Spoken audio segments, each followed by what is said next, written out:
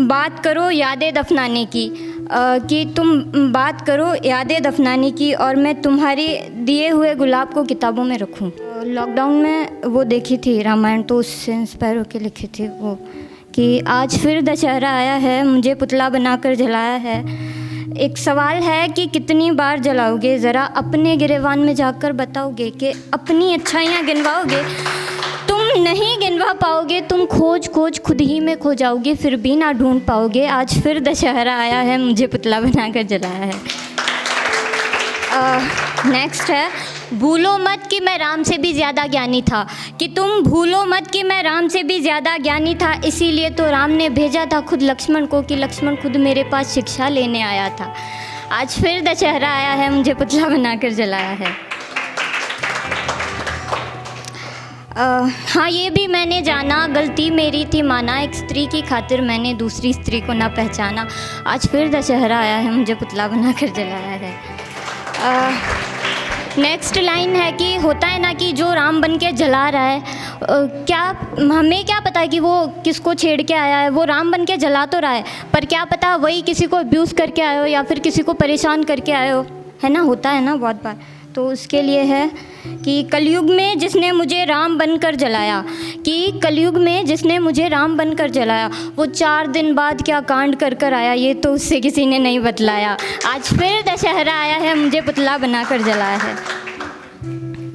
Next line है, एक स्त्री की खातिर वानर ने पूरी लंका को जलाया, कि एक स्त्री की खातिर वानर ने पूरी लंका को जलाया, तुमने तो फिर भी कैंडल ला कुछ दिन बाद आसिफा को बुलाया। आज फिर दशहरा आया है, मुझे पुतला बनाकर जलाया है। नेक्स्ट है, मैंने अपने लिए लिखी है। कभी कभी लगता है कि ज़िंदगी मानो उस दौर से गुज़र रही हो जहाँ आगे जाने से मुझे बहुत तकलीफ़ हो रही हो और पीछे जाने से उसी तकलीफ़ पर कांटे चुभ रहे हो।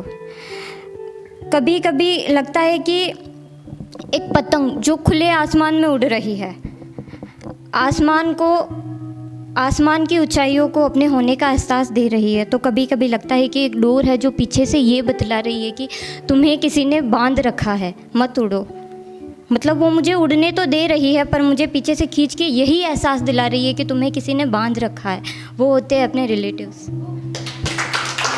मेरे रिलेटिव्स ऐसे ही है, तो इसलिए खुद को आईने के सामने बिठाकर समझाया करती हूँ, मत करो इन लोगों से बहस, यह तुम्हें क्या कुछ सुना देंगे, और बहुत मासूम है तुम्हारी हंसी, ये उसे भी रुला देंगे।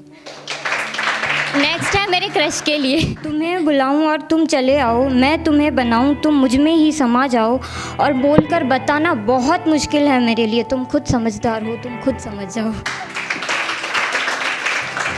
अच्छा, अब नेक्स्ट है कि जब मेरा ब्रेकअप हुआ था ना, उसके लिए कि अभी अभी तो दिल टूटा है, ज़ख्मों पर नमक तो लगाने दो, कि अभी अभी तो दिल टूटा है, ज़ख्मों पर नमक तो लगाने दो, और सुना है तुम्हें मोहब्बत का जुनून चढ़ा है, कि सुना है तुम्हें मोहब्बत का जुनून चढ़ा है, तो रुको तहज़ीब रखो और सब्र करो, मुझे मौत तो आ जाने दो।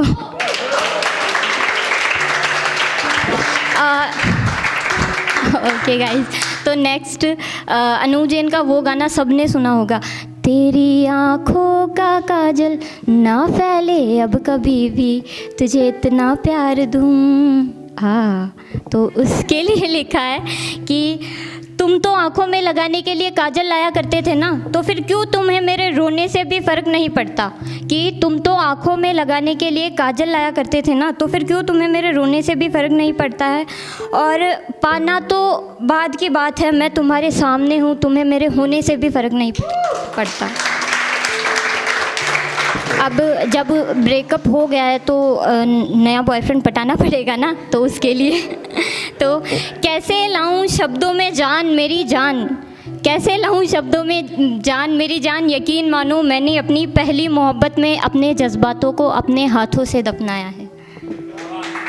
जब मुझे आपकी कमी महसूस होती है, तब ये हवाएं आपके होने का एहसास दिलाया करती है, एक हल्का सा झोंका देकर मुझे मेरे बालों को उड़ाया करती है, यह महसूस कराया करती है मानो आप आस पास हो,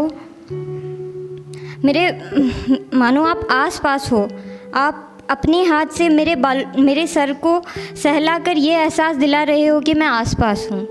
नहीं आई होगी समझ में, सॉरी। नेक्स्ट, जिस उम्र में तुम अपने दिल के दर्द पर मरहम लगा रहे हो, मैंने उस उम्र में अपने घर की जिम्मेदारियों की चादर ओढ़ ली थी और सुना है तुम्हारी ख्वाहिशें पूरी करने की ज़िद है और मैंने अपनी ज़रूरतों को भी छुपा लिया। Thank you.